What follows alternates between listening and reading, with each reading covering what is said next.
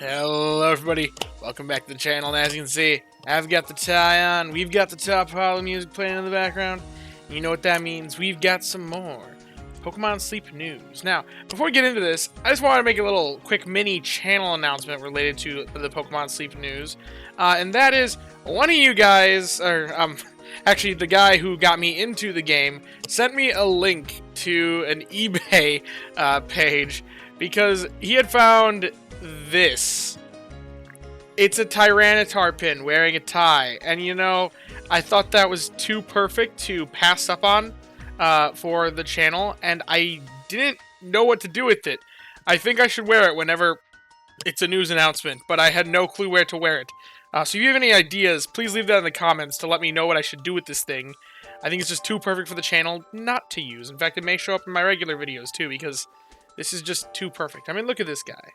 Isn't he adorable? But anyway, aside from random Tyranitar pin that I purchased off of eBay, what's actually going on in the world of Pokemon Sleep right now?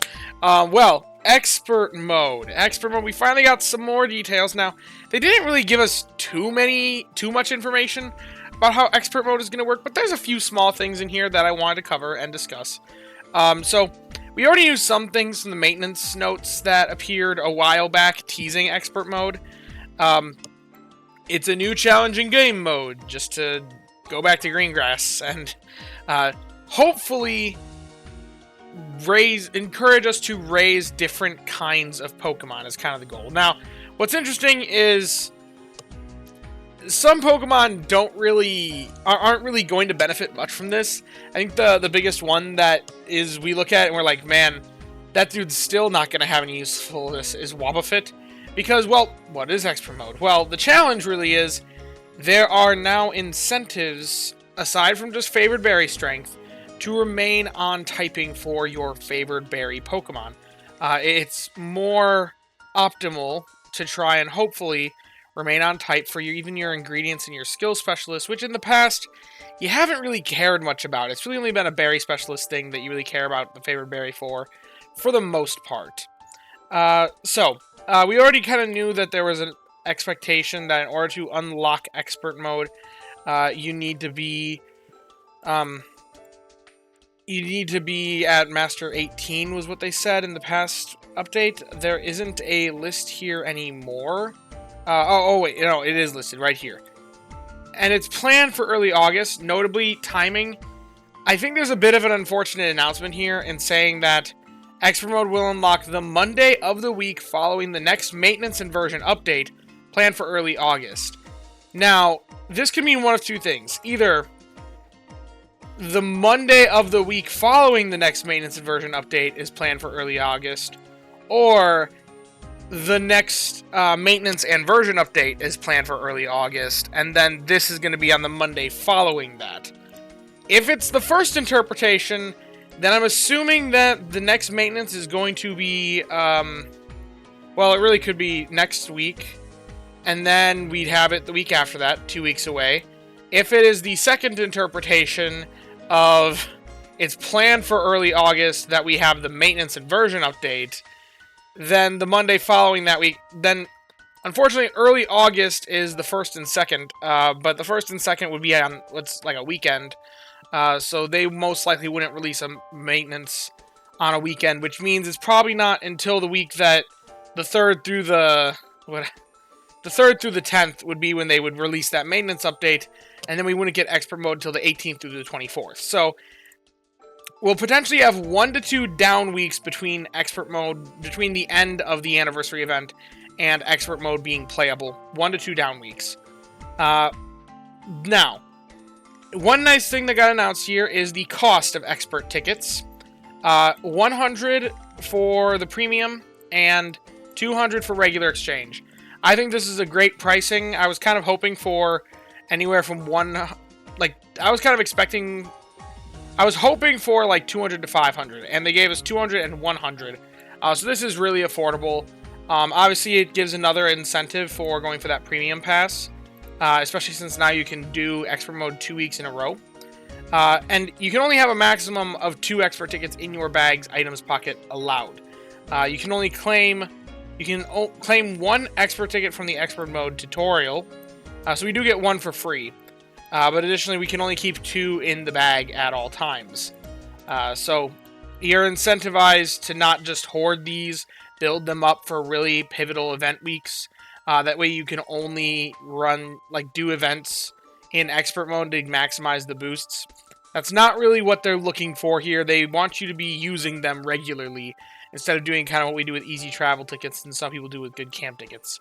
But yeah, strategic team building is even more important according to them.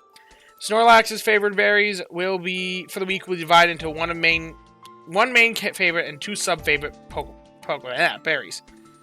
And then the ones that gather the main berry receive bonuses, such as shorter helping frequency. Now, this is what's new. Shorter helping frequency was not established before as what the buffs would be. Some people theorize that it'd just be like a strength boost to berries. And notably, on the other hand, Pokemon that don't gather any of Snorlax's weekly favorite berries will receive a longer helping frequency penalty. Now, with the main favorite berries, it says it will receive bonuses such as shorter helping frequency. And the penalties has now been established that it is a longer helping frequency penalty. So we now know what that is. Now, frequency penalties are no joke. Frequency is the single most important stat in the game. Now, some Pokemon can make up for a bad frequency by having other rates that counteract that. But every single Pokemon in the game benefits from a fast frequency.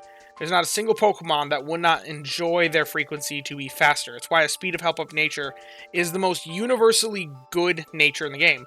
Why helping speed M and helping bonus are the 2 most universally powerful sub-skills in the game.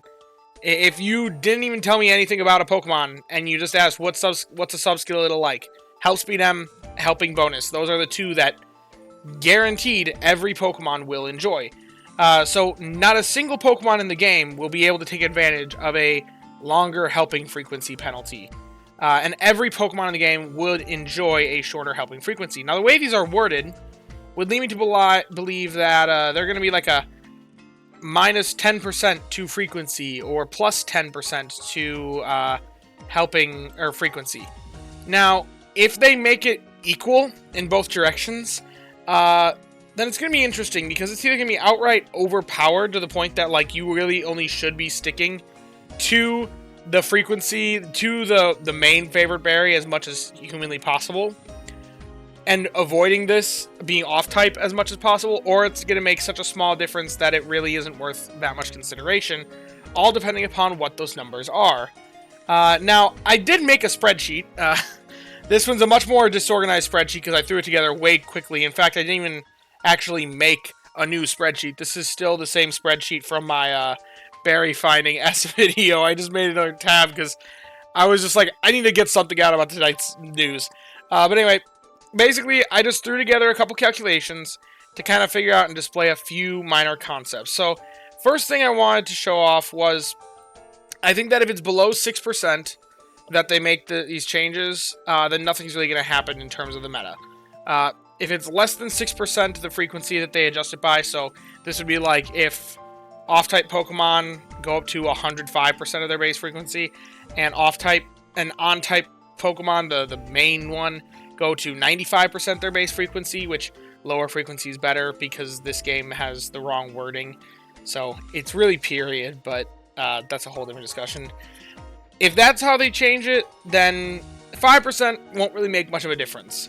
And the real reasoning for that is because if we're to compare, like, the ingredient producers in this game, if you compare, like, Dragonite to Gengar, this is the biggest disparaging difference here.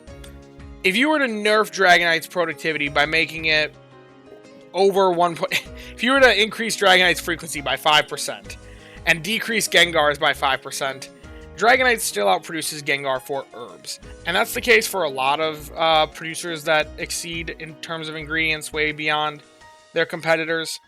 Obviously, the difference is less than this one, but 5% doesn't really make that big of an impact on things like this. People are just going to run off-type whatever they have. It's not going to be worth necessarily hunting for an extra 5%, even 10% if it happens to have the main favorite berry. So, if they do less than 6%, I don't think really it changes anything. People will just eat the hit on frequency impact, and it really will only hurt berry specialists who care that much about their frequency, because berry specialists in particular do care most about their frequency, because ingredient specialists care most about meeting the meta calls. I guess skill specialists also really care about frequency because they could want more skills procced. And ingredient specialists, yes, they want more ingredients procced, but it's not necessarily about getting the ingredients procced, it's about getting enough in a day to make the ingredients, or to make the meals you want to make. Which, at 5%, ingredient Pokemon are still going to be able to do that. Now, 6 to 15%, I think there's a few small meta shifts that occur within roles, but oftentimes I think the roles will not change all that much. Once again, if we go back to this comparison, if it's like 15% productivity difference, then realistically, like, some of these might change around a little bit. I think the Quackaball versus the Farfetch'd comparison becomes more significant. If, like I said, if you have like a 15% productivity difference, so this would be frequencies plus 15% or minus 15%, depending on which way it goes. I think 16 to 25% is where we get to more interesting stuff. This might be a point where energizing cheer may actually become worth it to run over off-type energy for everyone. And to make that comparison, I just made a quick production comparison of Slowking to Gardevoir. Or, was it Slowking Gardevoir?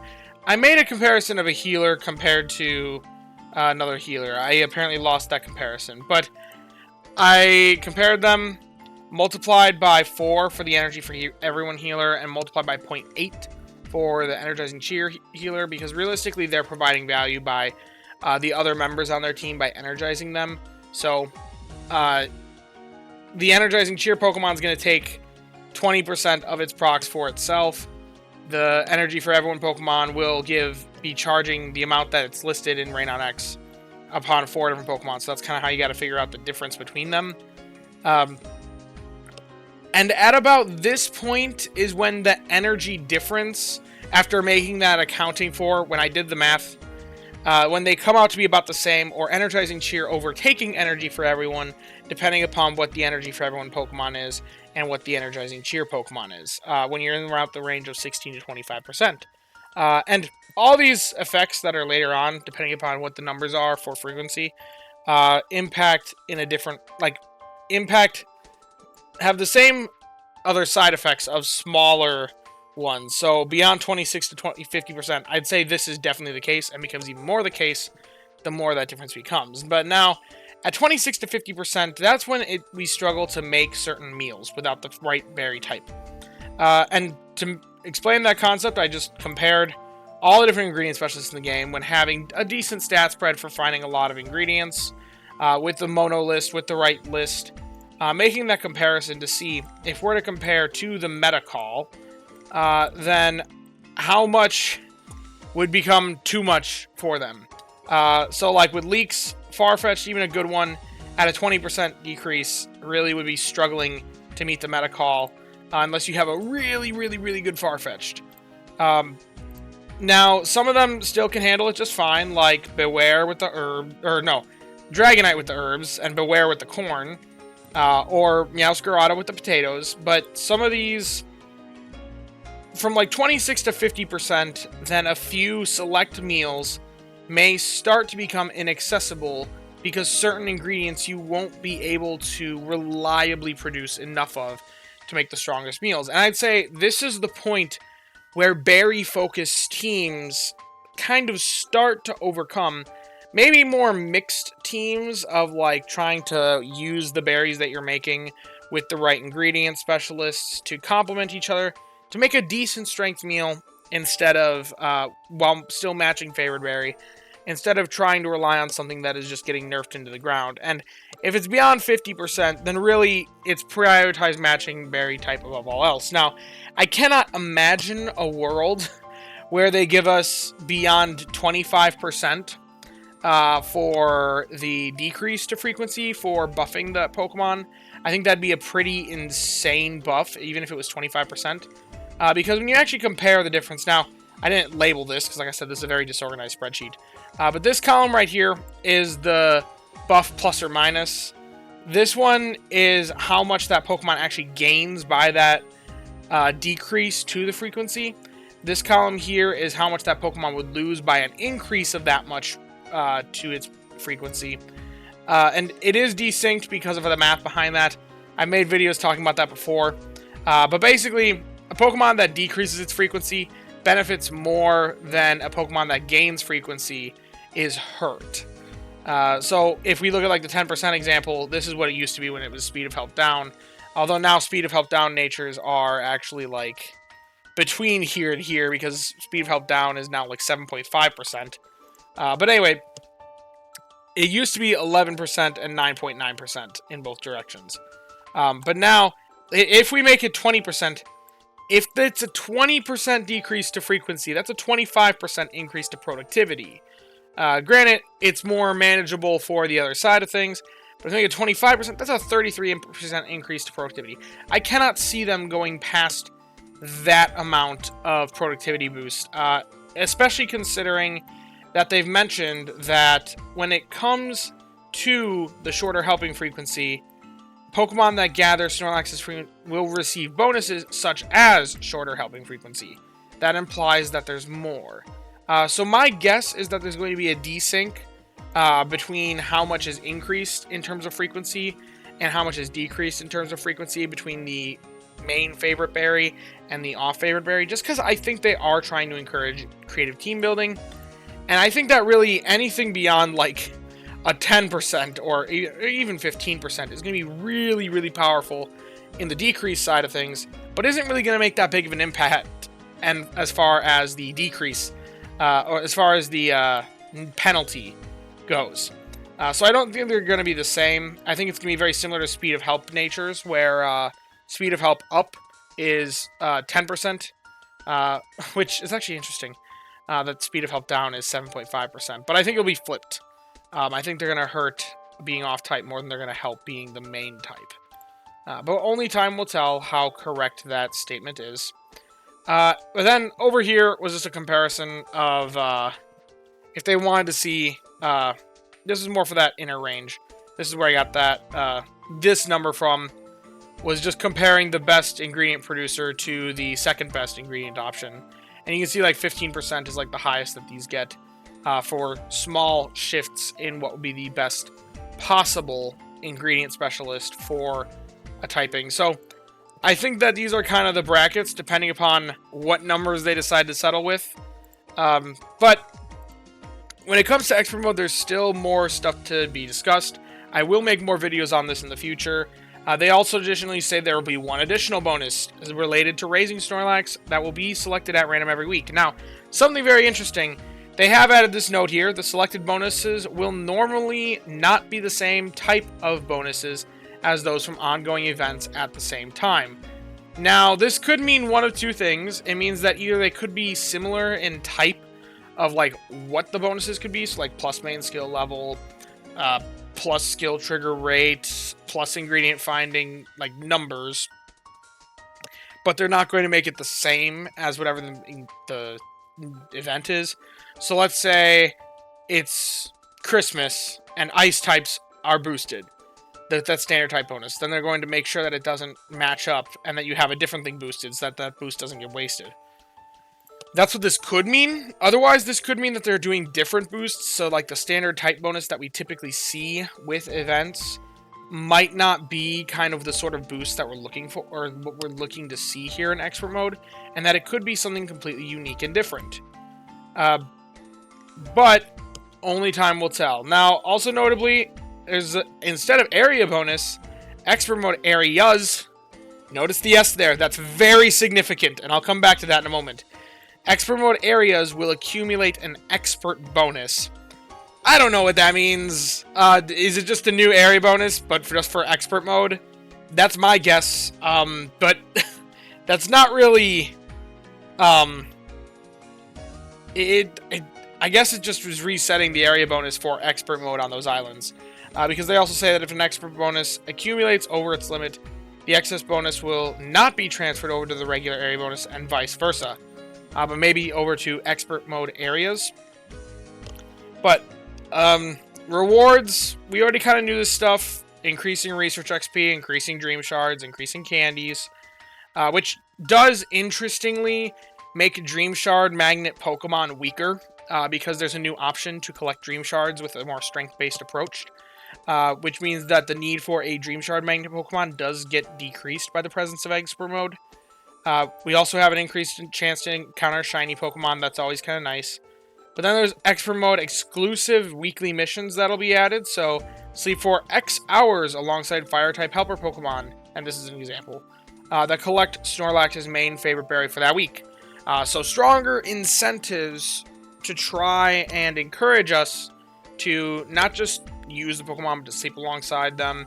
So that we can get multiple Handy Candy S as a reward. And it's Handy Candy. It's not even saying that it's Type Candy. This could be Type Candies as well. I think that'd be kind of interesting. But new unique weekly missions that encourage usage of those on-type Pokemon. And then the kinds of Pokemon that appear in Expert Mode may differ from those that normally appear at Greengrass Island. This could mean one of two things, either more full evolutions that we don't normally see at Greengrass, like Golduck is one example, because that's only at Cyan, or it could mean island exclusives, such as Sableye, Vikavolt, well, the Grubbin line, the Ralts line, any island exclusives may be available, if they were once available during events, just so that long-term players can still hunt the Pokemon they want to hunt while at Greengrass. But there is no confirmation of what those different Pokemon are. You'll have an increased chance to encounter certain special Pokemon, and in Greengrass Isle Expert, Raikou has an increased appearance rate. Now, here's, I think, the most intriguing part. Greengrass Isle, parentheses, Expert. This is hinting that there is other islands with parentheses expert after it. Additionally, like I said earlier, it says that there is expert bonus that can accumulate beyond its limit. It will not be transferred over to regular area bonus and vice versa. It also says expert mode areas earlier in the thing.